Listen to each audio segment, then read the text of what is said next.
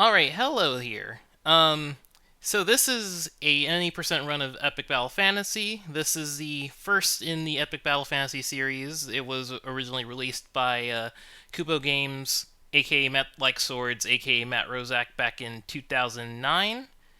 It is a flash-based RPG game. Um, very, very classic title for anyone on the internet. Um, this is as a speed game, it is a very short game, and I think is unironically very fun to run. Um, Not a lot of room for obviously there's not a lot of room for error, and there's not a lot of room for RNG, but there is RNG in it. Um, Currently the world record for this is an 8:39. I managed to do this run in less than 10 minutes, and I'm sure anyone else who just grinds it a little bit could do similarly. Um, Beyond that, the I guess one of the most important things to talk about before we actually get into the run proper as well is just talking. Well, what is the RNG in this? It's not it's a Epic Battle Fantasy compared to its later entries is very rudimentary. Obviously, there isn't an evade stat in this game, so you don't have to worry about dodging per se. So you don't. There's no variance in that sense. But there is one notable fight coming really early in the run that will matter for that. Um, the other important thing to note is that the run that I did this on is version 2.0 of EBF, which was the one that Matt Rozak made for the Epic Battle Fantasy Collection, which was a compilation of everything that he had worked on very early in some old prototypes that didn't really fit into a fuller title. There are some prototypes for EBF 5, some prototypes for his other projects. Um Anyways, the important part about 2.0 is that there was some rebalancing made to a few things. Enemy health is a little bit tankier up in the later fights, but also some summons were reined in for being a little less powerful, and that also plays into our little RNG issue later in. Um, but also the biggest part is that version 2.0 of EBF has the zero difficulty.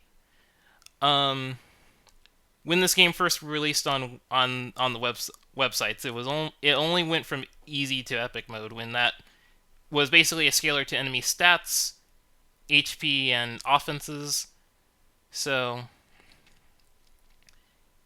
beforehand you would only get 80% scaling if you went to easy mode. Zero mode takes it down to 60%, and that is very important for some breakpoints. So I guess with that being said, we will get into the run, although I will be pausing very quickly into it anyways. Time starts when you hit play. We pick our difficulty. Now, this is the shop here. There are two shops that you have in this game, and they're really only just for some setup.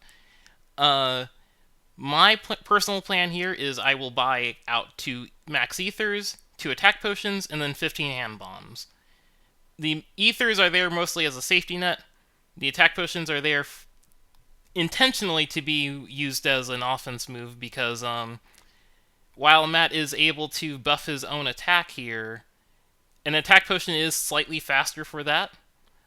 It doesn't come in handy too often, but it is worth keeping that in mind. And then hand bombs are our main means of dealing damage to a few of the mid and late game bosses for this game.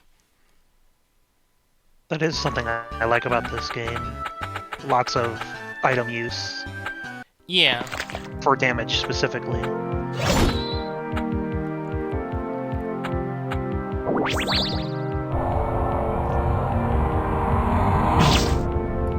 So for that first turn here, we immediately switch to the Soul Eater, which is Matt's best sword for EBF 1. it gives him a huge boost in attack, a 60% increase, and drops his other stats, which doesn't really matter for the early game because we are not planning to get hit with him anyways. And then Natalie will finish this first wave of Pulsar. Pulsar is her best magic choice for most of the fights here. It is just solid AoE damage, kind of costly, but it doesn't matter if you get through everything quickly.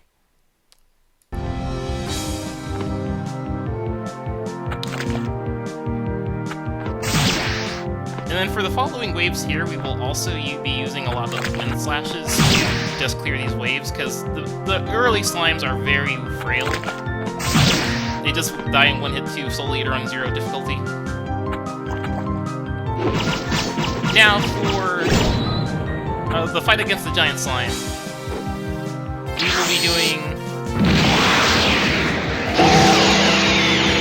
So, for this first fight, we do Legend, which is Matt's strongest single target attack. Just deals really good damage. Kind of slow, but as long as you're using it on specific fights, it doesn't matter. And then Natalie uses her best single target summon, TV Boy, aka Canty. Canty deals really high damage, but is kind of slow and the animation takes a while, so we only see him used for this fight and the following boss fight. But that being said, very quick fight. You can do it in a minute or less. I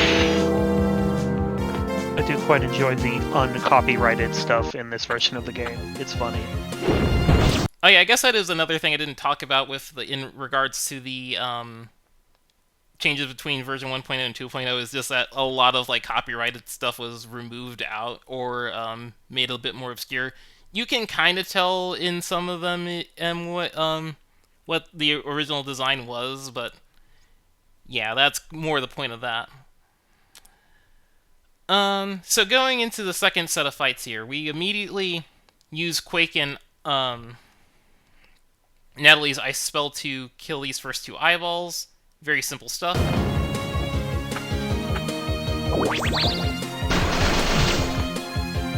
And then, like the slimes before, we will be using Wind Slash and, actually, no. We'll be using Temper here, or an Attack Potion. I should have used an Attack Potion here, but either way, we want to have Matt's attack buffed for this next encounter, but Natalie will clear out the rest of the eyeballs with Pulsar.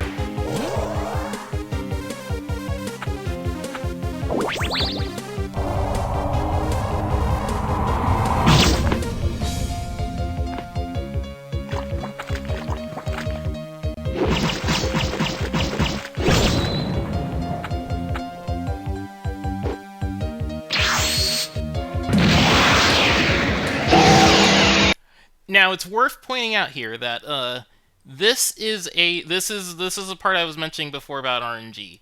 So TV Boy has a 75% chance of using the Gibson for his attack, which it deals solid damage, but it does not one-shot the Beholder here. You need the 25% chance to get a one-shot using the other guitar, the Razorback. That being said, it's not too much of a time loss here, and the Beholder can't really threaten either of your party members if you're at full health anyways. It's more of if you're grinding for the absolute best time, you're going to be resetting 3/4 of your runs. But until you've gotten the practice, you can just keep going, even if you get the wrong RNG. Exactly. Going into the next set of fights here, these trees are very frail as well. You just handle them the same way you do the eyeballs. But for the single target one, you just want to use Eruption to guarantee the kill.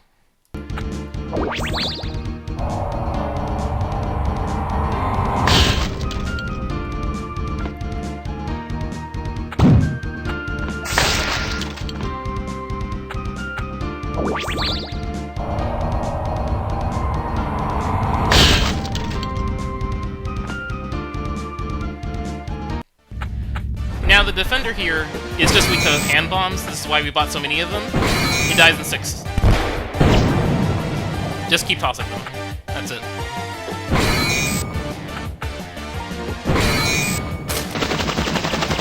The shop is right after this fight, so it doesn't matter how low your HP is as long as you win the fight.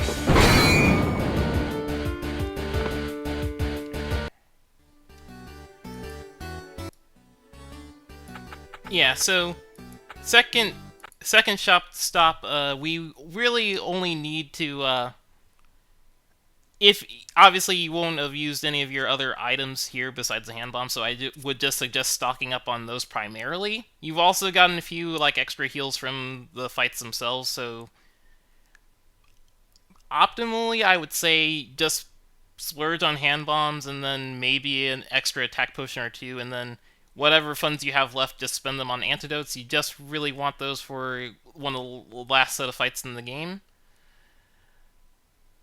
Also, this shop does heal you, so you do end up back at full, so you can just full send the first half of the fights and you're good.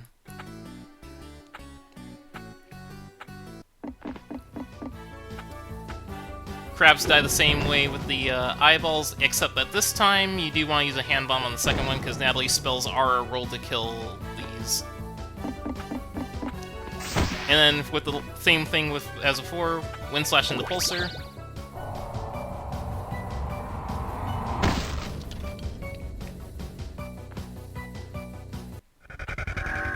Alright, we have the first of the metas. We have Meta Ice.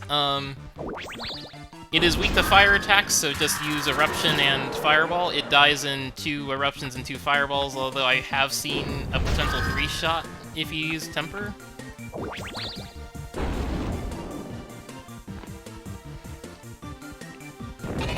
Now we have Meta Rock. Also weak to Hand Bombs. It dies in 4 Hand Bombs, so just toss those.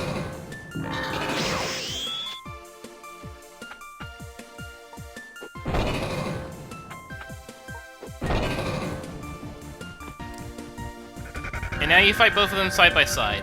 At this point, this is where runs start to see a bit of variance here, because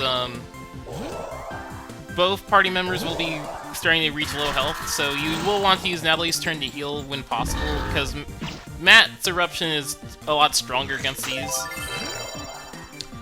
Oh yeah, I forgot to mention that also, the other element of RNG here is the legally distinct Moogle. If it heals Matt or Natalie, it is a time loss, but depending on what item it is, it might also be helpful. If it tosses out an ether, that can be very useful in the late game.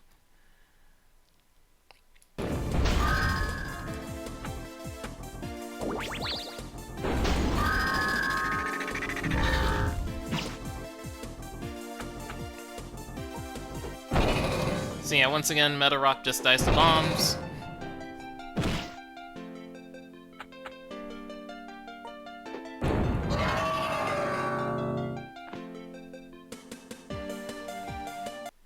Alright, these Ancient Eyeballs are also very weak to bombs, so just toss them at them as well. It's just a lot of bomb chucking. We love bombs. Yeah. Now this here is a misplay. I should not have tempered at all, and and even an attack potion would have been a bad idea here. You want to get through this fight in one turn, so it would have been best to Wind Slash and then Pulsar. And then this also kind of leads to some other misplays here. This did PB, but it was a pretty sloppy fight around this section. So yeah, normally what you want to do for the mecha is that it's also weak to hand bombs, so you just toss a lot of those. However, since I did kind of go a little bit ham on buying other items here, I did end up going for 2 legends instead of hand bombs on Matt's turn. But in an ideal fight, you would want to have just tossing hand bombs and nothing else. Also, it's worth mentioning that because of me messing up on the eyeballs before, it did seal Natalie's spells. When she's sealed, she can only use Purify to cure it. So you do want to focus on That's why you don't want to let that fight last any longer than it needs to. Um, Not to mention that the mecha also starts to hit a little bit hard, so you don't want her to be stuck trying to get out of a seal if she needs to spend her turns healing.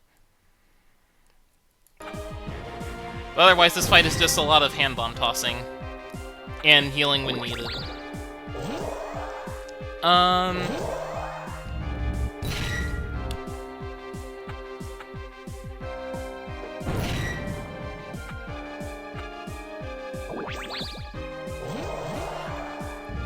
It's also worth mentioning that this is where you can switch off the Soul Eater. You definitely want to do it once you get past this fight, but if you can do it before, that is also very useful. Because one, the mecha does hit a little bit hard, so you do want to bring Matt's defenses back up. But also, this is you don't need to use the Soul Eater for offense anymore at this point. Yeah, this is the latest you want to switch over, because now you have enemies that are weak to holy effects.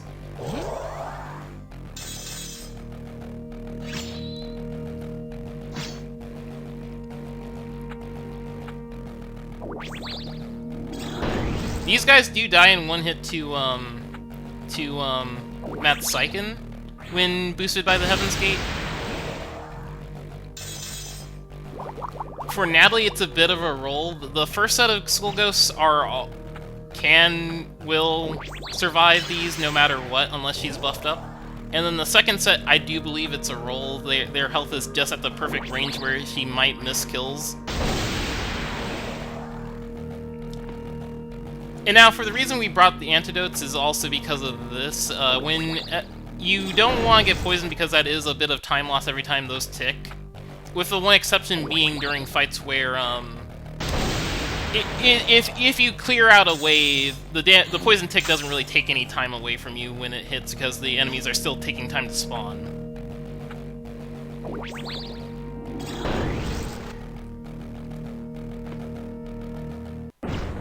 And now, our final boss for the run, Zombie Roku.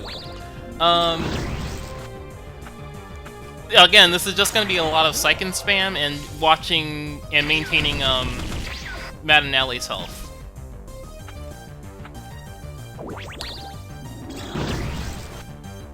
You do want to make sure that Matt is buffed up at some point, because you can shorten the amount of turns it takes to kill Zombie Roku if you do that earlier rather than later. However, Zombie Roku is also a very RNG heavy boss. He can seal your party. He can do poison. Sealing is probably like the worst case scenario because then you can't throw out Psychens as readily. And also you do need to keep healed up because even though this is 0 difficulty, Zombie Roku does still kind of hit a little hard. It's also worth mentioning as well that this is the point at which where Matt and Natalie's MP will be running really low if they haven't healed yet. So if you can try and fit in an MP heal in the fights leading up to this, that would be ideal. I kind of play a little bit aggressively, so I kind of lose track of that.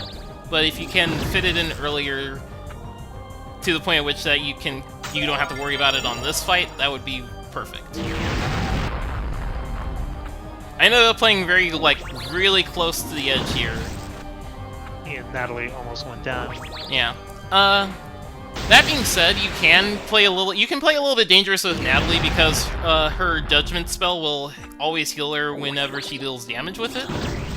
So you can be a little bit fine with that. Also, time is when you kill Zombie Roku. This isn't what I did. This isn't the choice. This wasn't like the choice that I made for it, which does make it a little bit awkward for timing purposes. But you can always, as soon as Zombie Roku dies, you can just end it there. Loved the staff hit as the final attack. Yeah. So yeah, that's Epic Battle Fantasy 1. Again, I think it's a very fun speed game to learn just because it is very simple. You do want, but it is kind of one of those things where it doesn't really have much room for error nowadays. now with the 2.0 version. Like I am still trying to like puzzle together how to save that extra minute since the world record is again in 8:39. Um, I guess for some other things to mention here. Um, you do the other thing that Zombie Roku can do is dispel any buffs, which can be a little bit annoying, but isn't the worst thing in the world if he does it. You still deal a lot of damage even without the attack buff. It is just that the attack buff can save you a turn or two. Um, but yeah, that's just normal any percent. So that'll do it. GG.